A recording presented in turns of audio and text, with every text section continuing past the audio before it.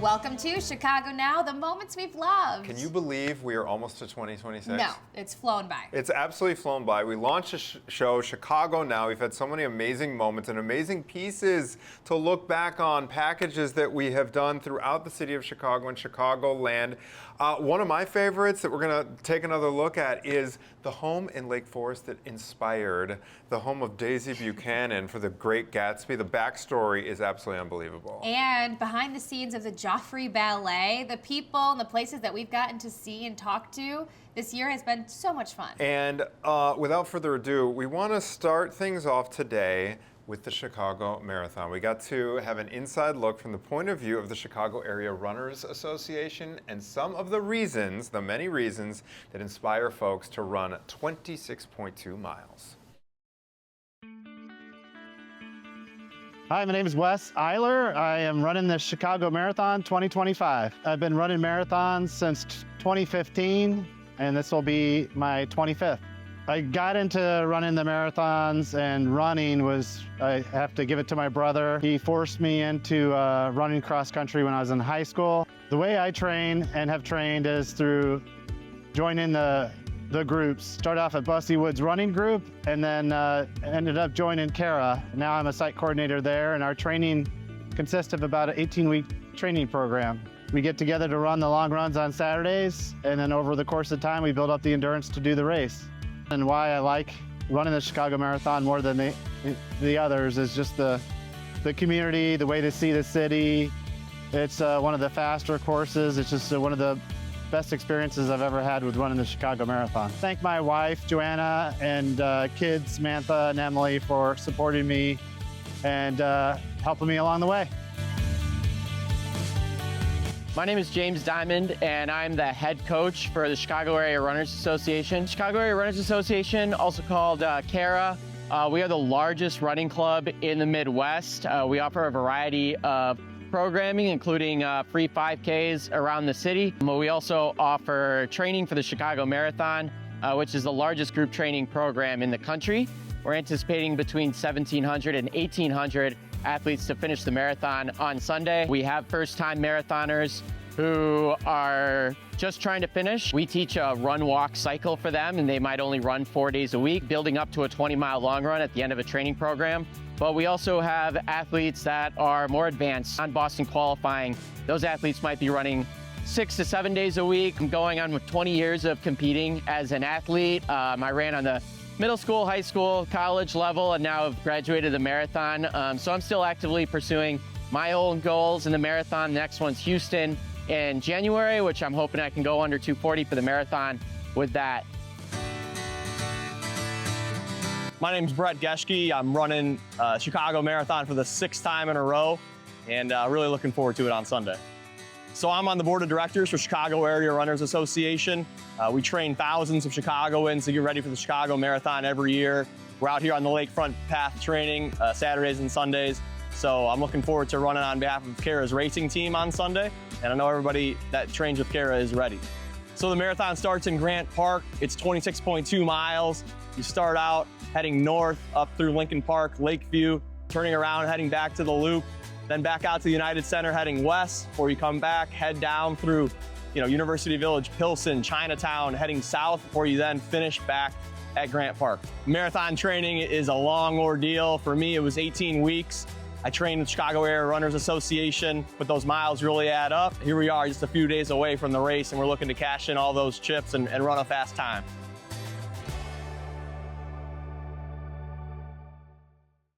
That is so inspiring. It absolutely makes me want to go for a jog. Inspiring enough to make you ever want to do 26.2, Kaitlin? I don't think so. You've done it before, though. Twice. So what But is I'm that with our like? producer, Delaney. I'm 2 and done, okay? Oh. I died the last 5 miles, both of mine. I get but the it. parachute opened, I had to run, walk, and it was painful. Tears. I will say, though, Blood and tears. when he was going through the race course there, you go up north, get to the United Center. When you come back through Chinatown, that's when things get real. There's a saying that the marathon actually doesn't start until mile 20, and there's absolutely true. Is it? That's when the true test. Is that how from far 20 you run to train? Yes. And then you stop, and then the rest of it is just good luck. Yeah, exactly. We heard from a couple of people doing that 18-week training. A lot of it is the long run you do is 20 miles. So you have experience going to mile 20. Yeah. That's a long 6 miles. Thousands Yeah. of people But training with this yeah. program for the Chicago Marathon. That's what I mean. It's inspiring. I think maybe like a 10K is good. That's a good for me. distance. I'm with But you, Kaitlin. Any of you who run the Chicago Marathon, hats off Props to you. to you. And maybe we could get Anthony to train next year. for us Maybe there. you'd have to pay me a lot of money. But the marathoners aren't the only athletes we want to highlight during this end of year special. I want to introduce everybody here to Skylar Dixon, who is the only girl player on her tackle football team. They were shocked when I first joined. They were like, is that a girl? That was last year, now this year they know. I got a mic in my helmet. Jameer, I got a mic in my helmet. My name is Skylar, and I'm 8 years old. I play for Ammo. She always loved it. She was always watching it. First day of practice, she standing out from everybody. I'm talking about running faster than the boys. And then when we put on equipment, hitting harder than the boys, then the first game, she did that first play. My first touchdown, it was on the first game, on the first play. It was very, very fun. I tell you that now. Oh, I closed my eyes. I ran like, and then my second touchdown, I ran, but then I tripped, but I still got the touchdown. And I thought I did it for a second. But when I really got up, I did my little dance. It was something like, and then I like, She take her helmet off and everybody was like, that was a girl. the coaches used to be saying, that girl's good, or the other team would just get mad and say mean stuff. A lot of teams, when she is out on the field, they are intimidated by her. So I think it's just more so like all of us coming together, making sure she's okay, she's comfortable. That's what I like seeing. And I feel like they do a good job of that too. And they include her in everything. My favorite part is my friends. They very, very funny sometimes. They sometimes do too much. They all watch Skylar grow up. All of them watch Skylar grow up. They all love her, and they all want to watch her grow. They do watch her every game. They come to every game, and they cheer her on. Unfortunately, this will be the last year. But she doesn't want it to be. But just the age difference and with tackling and how violent it can be. It was supposed to be last year. We actually won the championship last year. I do gymnastics, and I might do basketball. I think after like everybody sees Skylar, I hope it expands. I hope it gets better. I hope that's like inspiring for other girls to play too. It's more so girls get nervous of seeing that. So now that they see Skylar, maybe it can be like, oh, I can play too. I hope it's for Beacon for all girls to come and say, well, if Skylar can do it, we all can do it. And it's a saying that they all got right now saying Sky did. And I love it. I love it. They post our videos and hopefully we can get a lot more girls out here.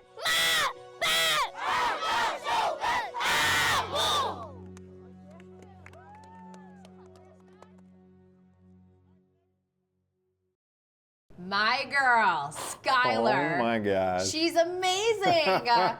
You know, I knew because my son plays flag football that flag football has become a big thing for girls. Yeah, of Okay, course. girls flag football is a major deal.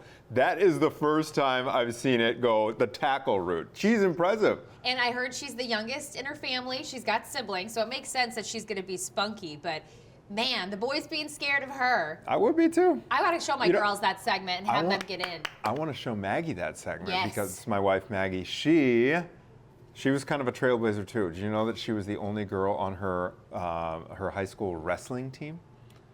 I had no Wrestling idea. team. She wrestled. Wow. So they're cut from the same cloth. I want to get my her and girls Skylar. karate or something more physical, stand up for themselves, you know? Usually when girls are in football, I feel like they just kick the ball. They're the kicker. But Skylar, baby girl, she's getting in there and wrestling these boys. Our producer says that behind the scenes that a lot of the boys are terrified of her. I would be too. She hits hard from what I see. love She hits her. pretty hard. Good job, Skylar. Wait to see what other sports. She said basketball maybe she'll get into. Yep. She'll be Yeah, successful. great things in her future. We are going to take one quick break, and I hope you're not hungry. Well, you will be after this next segment. When we come back, we are going to introduce you to the folks over at Doll's Kitchen. This is one of the greatest soul food kitchens in all of Chicagoland, so stay with us.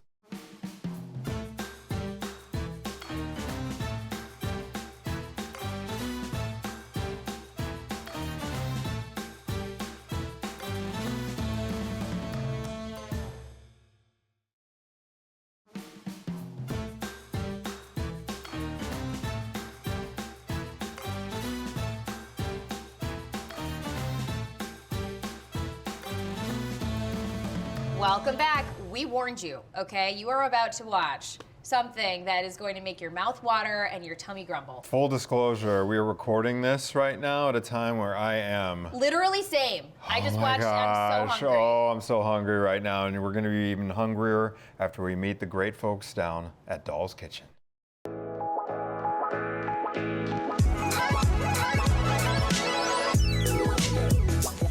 Doll's Kitchen is special because here we make all of our food made to order. We pay special attention to detail when it comes to cooking at Doll's Kitchen. It's 4 generations of family here working, cooking, sharing every recipe that was passed down to us from our great-grandmother Doll. I named Doll's Kitchen after my great-grandmother Doll because I wanted to be the first in the family to start a legacy. I wanted to be able to give my grandmother her flowers while she's still here. She's 94 years old. She had no clue that I was naming the restaurant after her. So the day that I brung her up here, I let her see. I said, "Grandma, look up." She looked up and she said, "What that say? That say my name?" And I was like, "Yes, the restaurant is named Doll's Kitchen and Catering." The smile that I saw on my grandmother's face, I knew right then and there I had did something right. I didn't know that the kids had planned that. They surprised me. When I came to the restaurant, I said, "Doll's Kitchen? Oh my goodness, that's a blessing." So I'm really proud of my granddaughters. I'm proud of all of it, what you have did for me. I enjoyed it. You know, it's a blessing.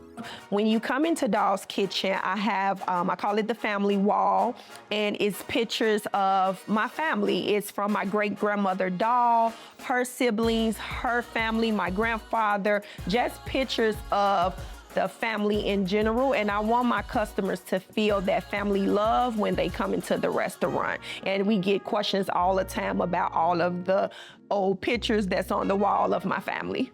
Doll's Kitchen is not only a restaurant, we also cater as well. We had the opportunity to cater multiple corporate events. We also had the opportunity to cater for TV production sets, such as the Chi, Chicago Med, and the Bear. One thing I like about Doll's Kitchen is the quality of the food. The food is delicious.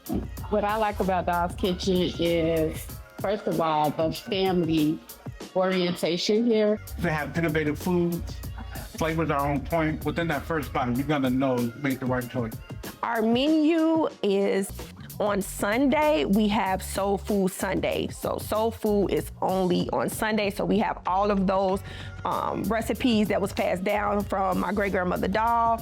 A lot of our customers' favorites are the lamb chops, our baked macaroni and cheese, our dressing, our fried catfish fillets, oxtails. We have a little bit of everything on the menu for Soul Food Sunday. So Wednesday through Saturday is all of our DK favorites, more so of the chicken wings, the Philly cheesesteaks, rice bowls, egg rolls, a lot of grab-and-go items that you can come in and get. And on Sunday, you can come in and get some of that comfort food. Welcome to Doll's Kitchen, where every meal is prepared with love.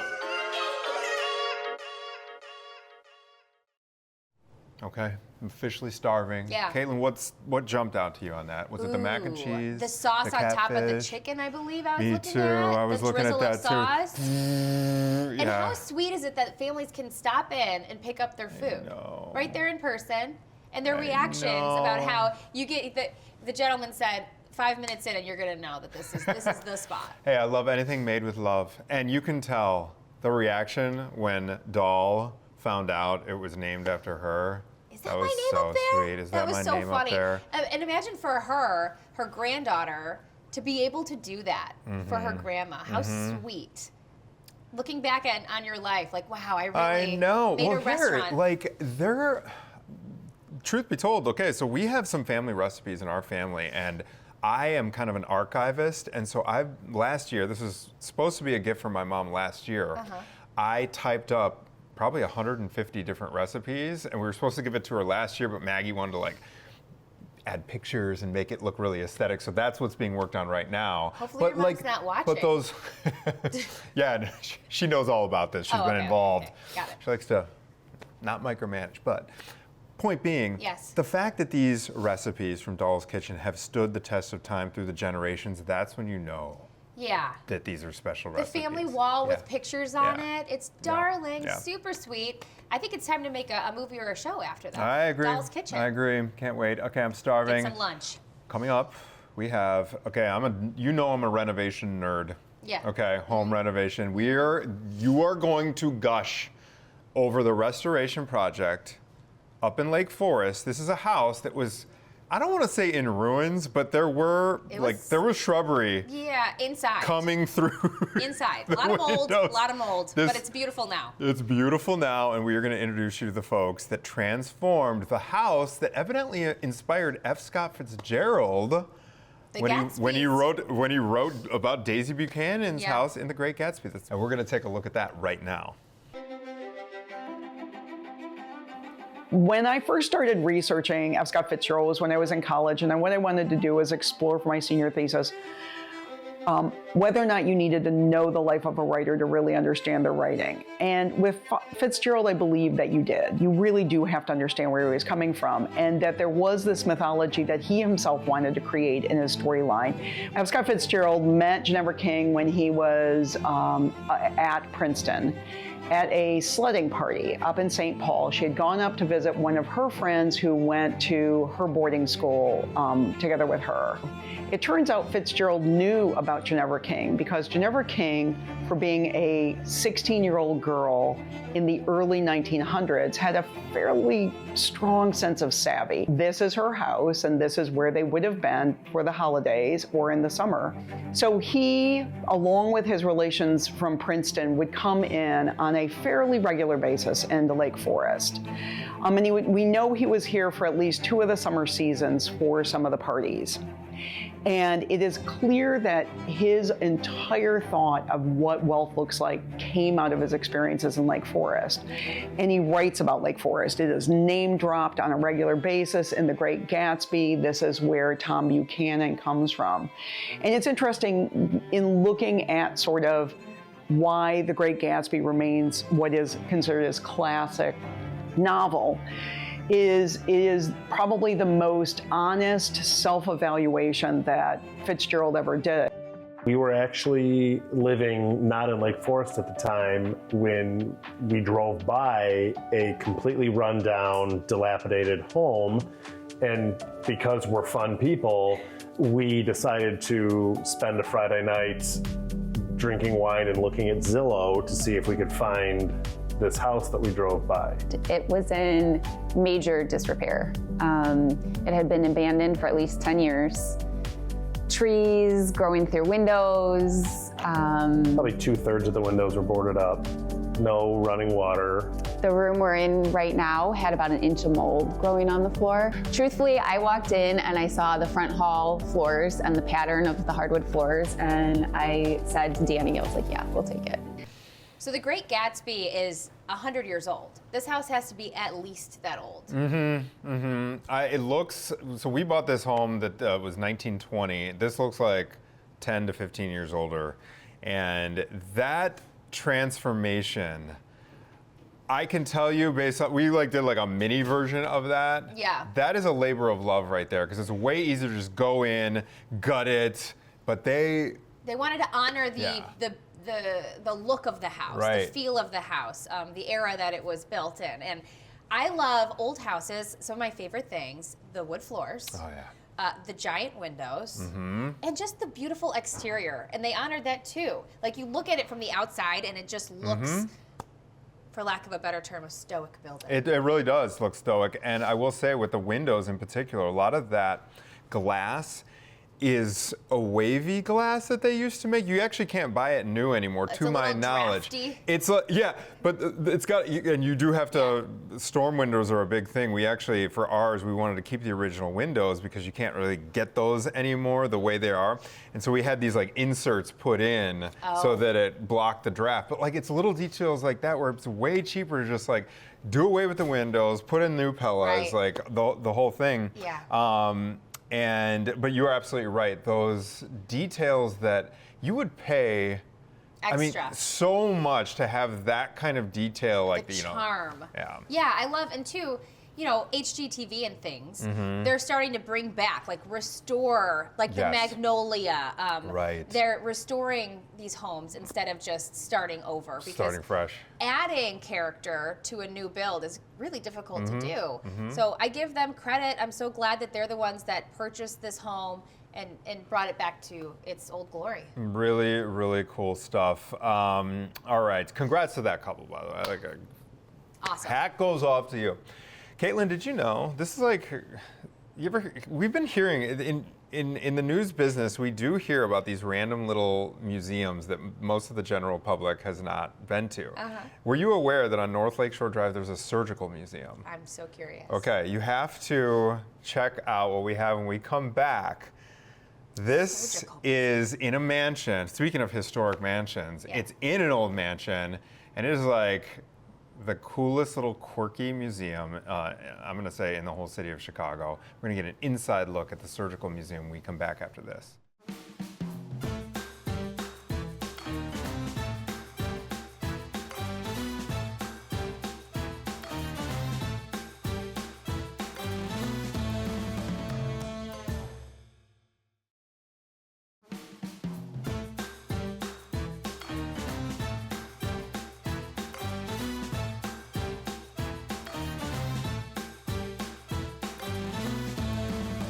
Okay, so we've talked on this show before about C-sections, right? And how I am so thankful. I've had to resist you not showing me your C-section pictures, which I've successfully. Or videos, actually, yeah, yes. She'll show you. But, you know, as someone who has had multiple surgeries, your nightmare is if you lose power or you don't have the technology to numb for a surgery. So we're about to dive into a package showing the history of surgery and, you know, the ins and outs, the goods, the bads. The goods and the bads. This will look like torture devices for a lot of people, but this is a museum that is right here in Chicago. A lot of people don't know about it. So without further ado, Chicago's Surgical Museum.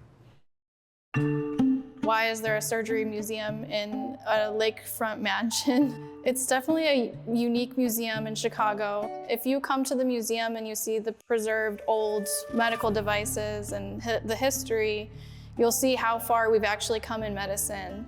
And it's important to understand that it really wasn't that long ago that we didn't have anesthesia or antisepsis. Dr. Thorick already headquartered the International College of Surgeons next door, and in the 1940s, this building came up for sale, and Thorick bought it right away with the sole intention to turn it into a Hall of Fame of surgery.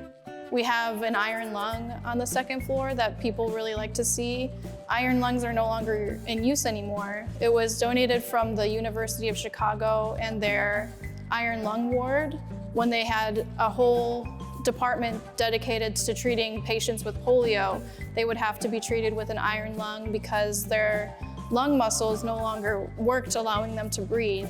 So it was a pressure chamber to help their muscles move. But with the advancement of the polio vaccine, we no longer need the iron lung. We're no longer threatened with the spread of polio. A lot of the things that were donated also were real items. We have 25,000 items in our collection, so it's a pretty big collection. And since the 1960s, we've been accepting donations from different doctor estates. We house the Emil Grube's collection. He invented the X-ray in Chicago alongside Röntgen, who first invented the X-ray. This one is people really like to see. It's an X-ray shoe fitting machine. It was used in shoe stores to size your shoe. So you would actually, instead of just measuring your foot, you would put your foot in this device and the shoe salesman would take an X-ray of your foot. That was before we knew the negative effects of radiation. A lot of the things that we have here have been here since the museum first opened. It's a big mix of new and tradition and old. This is the Hall of Immortals. It's 12 stone statues depicting important figures throughout medical history. It starts with Asclepius in the hallway. He's the Greek god of medicine. This is Imhotep, the Egyptian god of medicine. Another important one is Vesalius. He gave us the understanding of human anatomy, because before him, we weren't actually studying the human body from the human body because it was against religion and it was illegal. He lived during an era of body snatching and getting criminal bodies in order to dissect them. And then we finally have the accurate drawings of the human body. The collection began in the 1960s after Thorick commissioned these two exhibitions. The museum committee at the time, they sent letters and said, please, we're opening a new museum for the college. Send us your contributions to medicine. Tell the story of your specific country and culture. And then every room was dedicated to a country throughout the whole museum, 4 floors of exhibits. There's a lot of things that give the museum character and charm that we don't want to change because people just love the old parts of it. But then we also want to develop new exhibits. About every 2 years, we'll open a new exhibit. We most recently opened an exhibit all about plastic surgery and craniofacial surgery. So we work closely with surgeons to be experts on the actual surgery part of it, and they help us to develop those new exhibits. We are a nonprofit small museum, so funding is a huge challenge for us. We're always trying to get new grants and new private donors to support maintaining the historic building. It's a part of the National and Illinois and State Register of Historic Places. Dr. Max Thorick, he believed in helping people and helping less fortunate people. He was just a huge philanthropist. He believed in spreading knowledge, and that's what we continue to do here at the museum and through humanitarian missions with the International College of Surgeons. So the reason that kind of occurred to us to visit the surgical museum is a Reddit user had said that was the weirdest first date you could ever take someone. It'd be over after that. I feel like you would take a girl. I totally would. I was going to say that would be quirky. So I think when you do something odd, you can kind of bond over it in a way. Like, look at, I guess it depends on the person. Well, there was a lot of masks in there. Yeah. And lots of like you said, looking like torture devices. I don't know. First date might not be the spot. Second date? Although, very interesting. Very interesting. I would love to go. I went there with Maggie. We've been there. And it was definitely not our first date. What did you learn? All Your kinds of stuff. I had forgotten about the X-ray thing. Can you imagine going to the shoe store and that's how? Talk about over-engineering a solution. Like, what's wrong with a tape measure? Draw it in the sand, baby, and then put your shoe up there. Yeah, the X-ray Get X-rayed? machine. What? Yeah, and just the fact that, like they said, there was no pain medication in the past for surgeries. What? How? Oh my gosh. That makes you grateful for modern medicine. Yes. For sure. I will say, perhaps my biggest takeaway is just seeing the mansion. Oh, yeah, for It's so cool. I would love to know the history of that mansion. I knew it at one time. I've since forgotten, but Yeah. it was built, by an early Chicago tycoon, and every detail's still there. Beautiful. I don't know if you saw that. It was a family home. It was a family home, and it is. Our producer tells us, who shot the story, it's so big, so cavernous that it would take tens of millions of dollars to actually put in a modern HVAC system. So in the summer, word to the wise, this is now the time to go visit because in the summer it can get hot in there. And what would you say down the road is going to be added to this museum? Earlier today I found. You're the surgery expert. Do you think they're going to be Oh. doing C-sections like they do in 50 years? I don't know. Probably. AI. Oh. What is AI? Something Maybe is it's not AI. going to be an actual doctor doing it.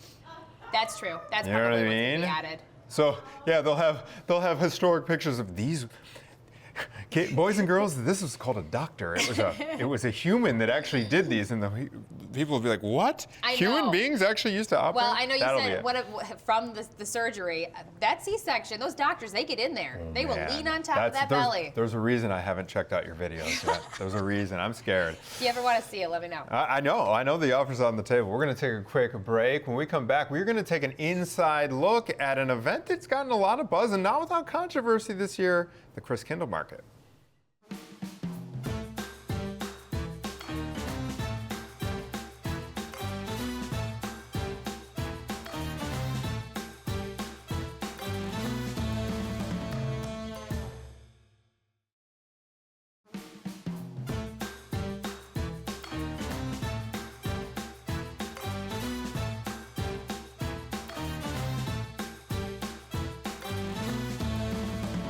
Okay, so German Christmas markets are so special.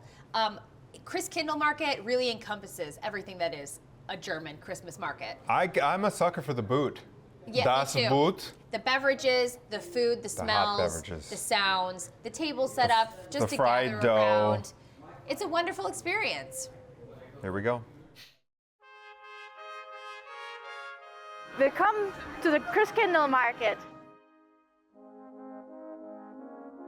The Christkindlmarkt Chicago got inspired by the original Christkindlesmarkt in Nuremberg, Germany, in the south of Germany. So when you look around, you can see the wooden booths that have the red and white striped roofs. So that's very typical. It's a signature look. That's what they look like in Nuremberg as well. And then we picked up on a lot of traditions from back then or from Germany. For example, we have the Christkind here, who is pretty much like Santa Claus in German-speaking countries.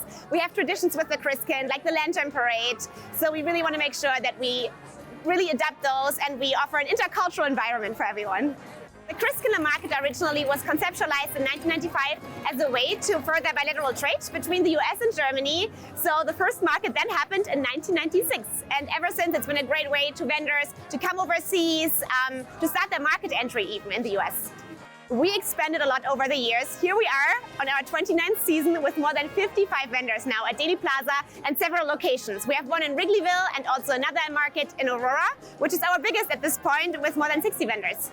We have a variety of vendors from all around the world. A lot of people think it's only German vendors. 60% of our vendors are actually from Germany, and some of them come here just for the season. But it's not just that, it's actually like a typical German Christmas market, so you can find them from everywhere. We have some vendors from Canada, some from France, Peru, you name it. You hear a lot of different languages, you see a lot of different booths with different cultures and traditions, and that's what makes it so unique and authentic. It's been 24 years. I've been like here, almost from the beginning. This is a chai stand. Basically, like we've been doing this for like 24 years now. So this is a, kind of like tea with like milk and sugar. So we bring, the special about our place is like, we bring all the tea from Nepal ourselves, and we just like, make the chai here, and then, we will have it. Well, I knew about Christmas market because like, I've traveled to Germany and stuff like that as a kid with my dad. So I knew like the tradition of it. So when I heard like there is a Christmas market in Chicago, we just came and it's just like wanted to be a vendor here. It's about like family, it's about lights, it's about like love in the city, It just like brings everybody like together, and it's become the favorite like, Chicago tradition. Festivity is like about sharing love, it's sharing like being together, And we share our like chai, it comes from like South Asia, so we are sharing with like everybody. And it has become a very important part of this like, Chicago Chris Kindle Market. Look forward to this because this has become our like, tradition for like 24 years. And we've been like, we meet like, all our, friends and families over here. And it has become kind of like a, get-together place, where we just like, expect people to like come and, greet.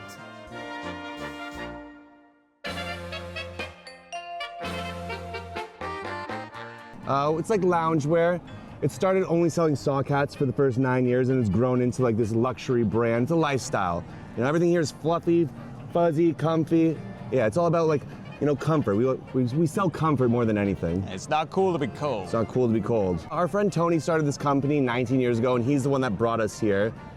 He does a bunch of booths. We're all over the world. Like, we do a lot in Canada, a lot mostly in America. We have 3 booths in New York, 3 booths in Chicago, 1 booth in Boston as well. So he's the one who got us here. New York City, yeah. Yep, correct. What are we looking most forward to? I don't know, just having a good time, seeing all the familiar faces that always come back, like repeat offenders. We call them repeat offenders. They come back every year, and we love them. Keeping the people warm. Exactly. So as a German, I love coming to the market every day because I just get to taste all of my favorite foods, as that's what I grew up with. So of course I love bratwurst and schnitzel, but then also roll-ups, for example, which is a booth that has herring, which is something I grew up with in the north of Germany. But then also all the international foods. I love the raclette sandwich, that's a visitor favorite. It's a little stinky, but it's super delicious. The Christkindl market has become such a festive go-to because a lot of people have made it their annual beloved tradition. We hear from many of our visitors that they have become collectors of the popular mugs. This year we have the heart mug, and that they just love to come here. It's admission-free, so they bring their friends, their families from everywhere, actually. We did a survey in the past where we saw that people came from 72 countries even. So not just the US, but pretty much all over the country, all over the world. And it's here to celebrate joy and the season.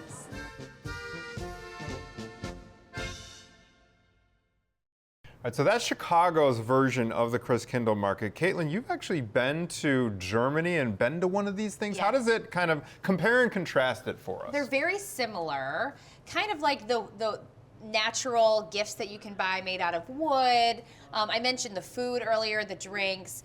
The only difference that I could tell is the size, the scale of it, of course, bigger in Germany. It's bigger than, I don't know if this is a jumbo Americanized version and it's all cozy and, I mean, the little buildings are the same, like the little spots that you can stop and get things at, but I think just, the scale is bigger at the Christmas markets that I've been to in Germany. So wait, the ones that you went to, were they permanent or did they just set them up? Set them up. Oh, okay. Set them up and take them down. Lots of booze, lots of beer. Lots of big booze. beer.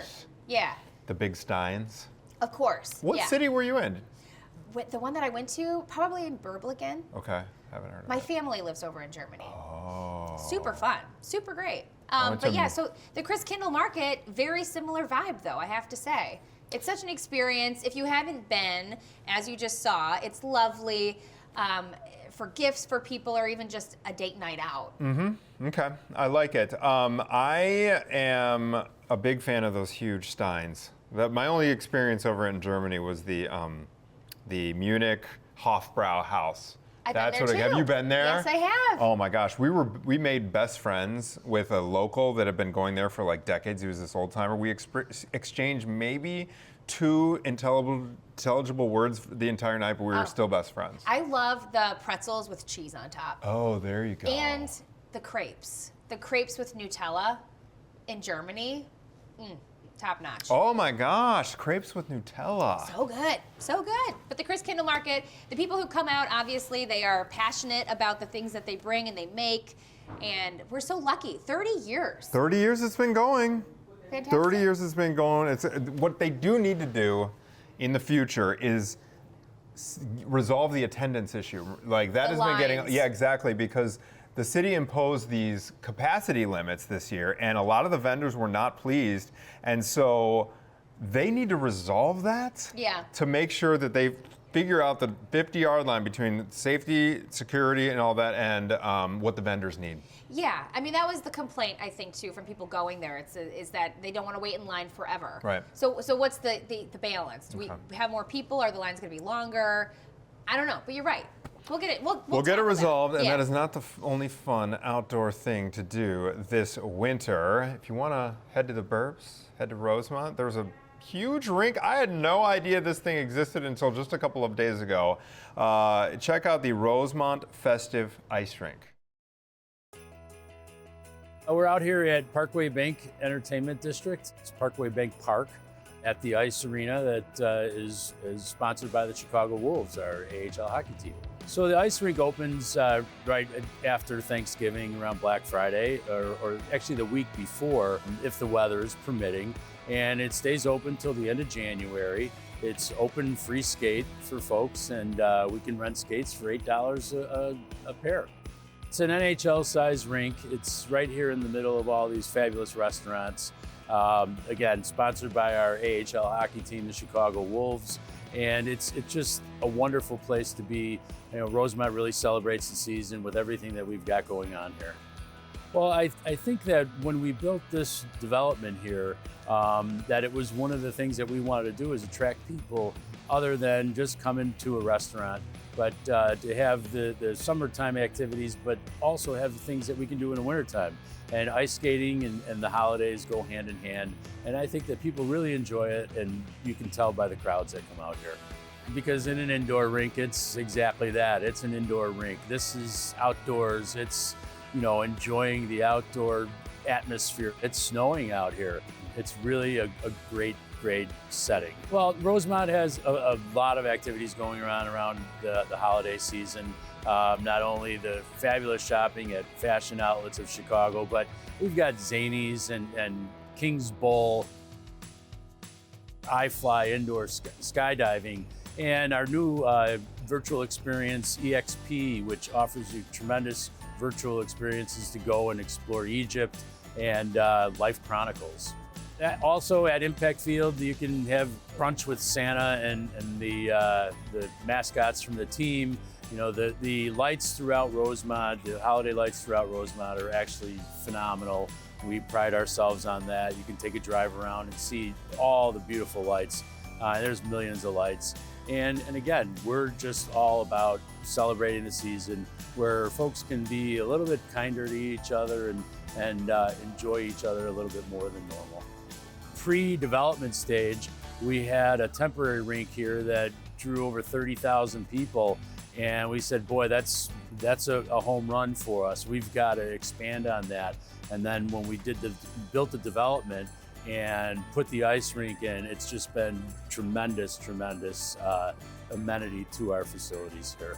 Well, it's always weather dependent. It's open till the end of January, and then we do some club hockey events after that, because the kids go back to school, you know, around mid-January. Most of them are back in school, so it's not like there's a lot of activity, but I think on certain days there still is open skate while the weather is permitting. Rosemont, it's all here.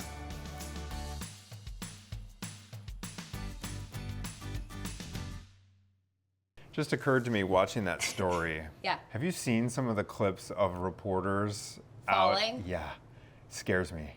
Would you ever do it? I'm really superstitious when it comes to these kinds of things. Okay. I kind of am. Tell me more. I think I have done a pre-recorded package, you know, it's on packages, right, where it's on tape, and I didn't fall. Are you a good skater? Can you skate? I'm not good, but I've done it. Okay. Yeah. Have you ever taken a really bad fall?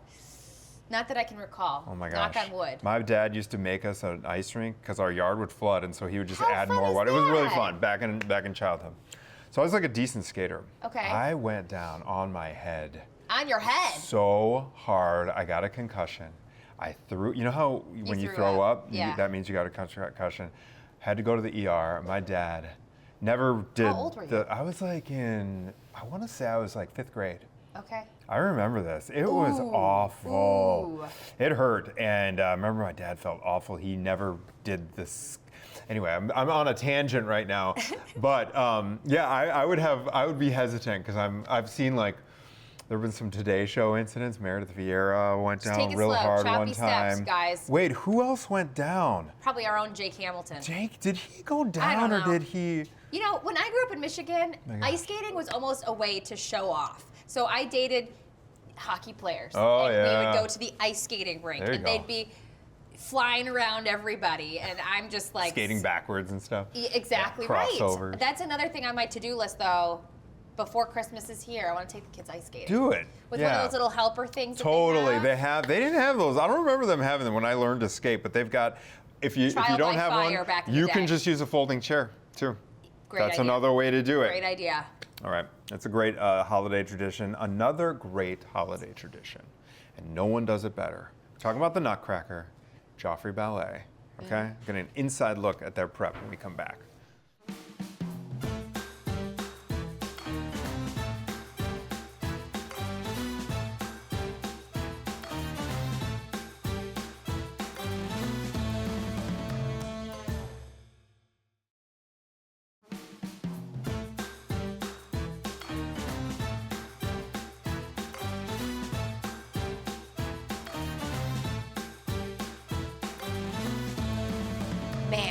Anthony, when I was 3, I was in ballet, and then I quit. And as an adult, or as I got older, I was just so bummed that my parents didn't keep me in. I'm not surprised though, because it looks like the hardest thing to do ever. Yeah, it does. Right? Do you remember? I do, and I remember trying to start up again, but it was too late because I was too far gone. Too far gone. But these athletes. They're unbelievable. And, you know, as we go through some of the best stories that we've covered throughout this year, the folks over the Joffrey Ballet were kind enough to let one of our photographers sit in on their dress rehearsal for the Nutcracker. So let's take a look. A lot of people grow up with it from a very young age. It's the gateway into ballet. It's something that you're going to look back on forever as an adult to say, I was in the children's cast in the Joffrey. That's something that will come up over, you know, a Christmas meal in decades to come. People like clapping, like it's very fun. It's excitement and nervous at the same time. It's like magical. I think what's really unique to us is the feeling of family and connection, and I think that brings a slightly higher level of emotion to it that people, I think, enjoy to experience, especially around the holidays. So we're here 7 and 8 and 1 and 2, 3, Dev 4, 5, 6 and 1. You're gonna wait for 2, open our arms and arch to get off the floor, beautiful ladies.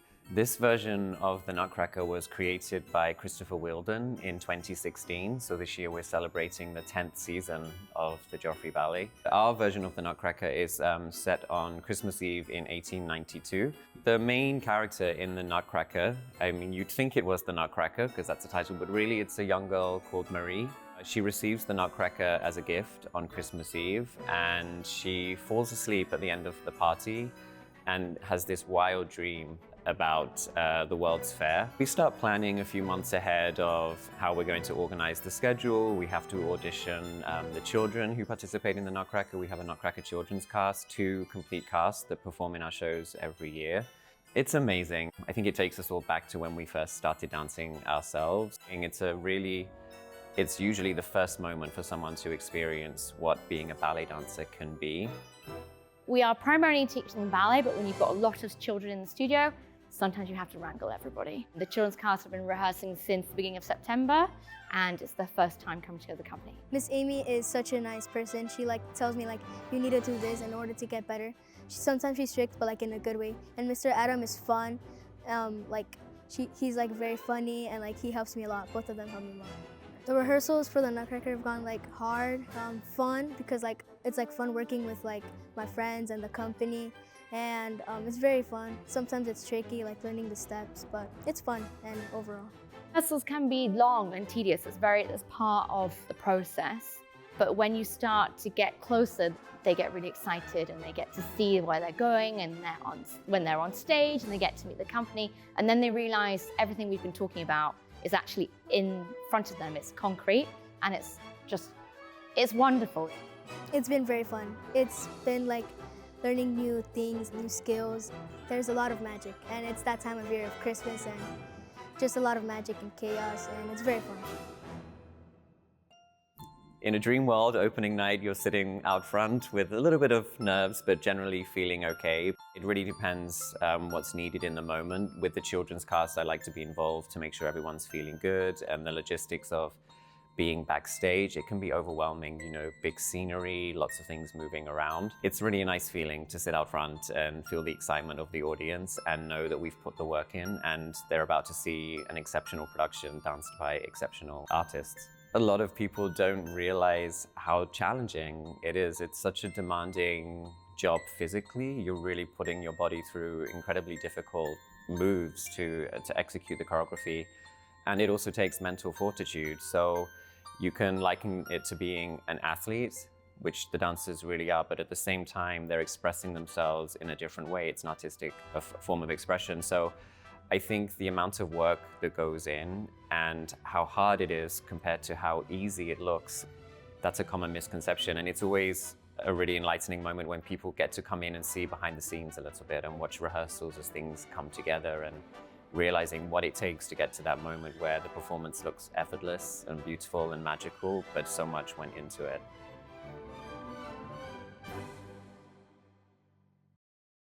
I am just astounded by their athletic ability.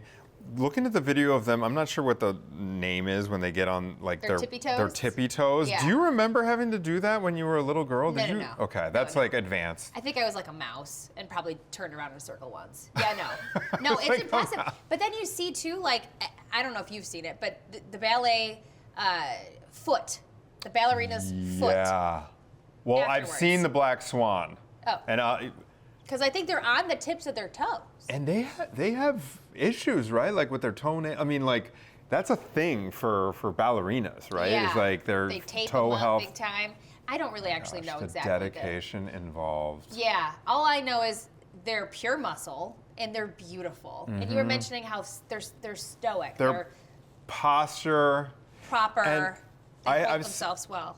I have seen the Joffrey perform Nutcracker. This was many years ago, but I remember when they first started, when the production first started, it took my breath away because it's so choreographed. They're so graceful, so elegant. There were probably 50 people on stage, but they looked like one single unit. Yeah. It was like I remember just being like, oh, wow. Well, the thing that I took away from it was the children. There's so many kids. I know. So the dedication that these kids have to go to school and then go practice for hours on end to be in this production is amazing. We The are so dedication. lucky to be here in Chicago. So lucky. That we have institutions like Yeah. the Joffrey Ballet here in our fair city. Thank you so much for watching this with us. We have had a blast this past year with Chicago Now, this new format where we get to just sit and talk and explore Chicago with you. It's been amazing to spend time with you, getting to know you better, Kaitlin. All to the share a couch stories. with me. I know a lot at this point. And we look forward to much more in 2026.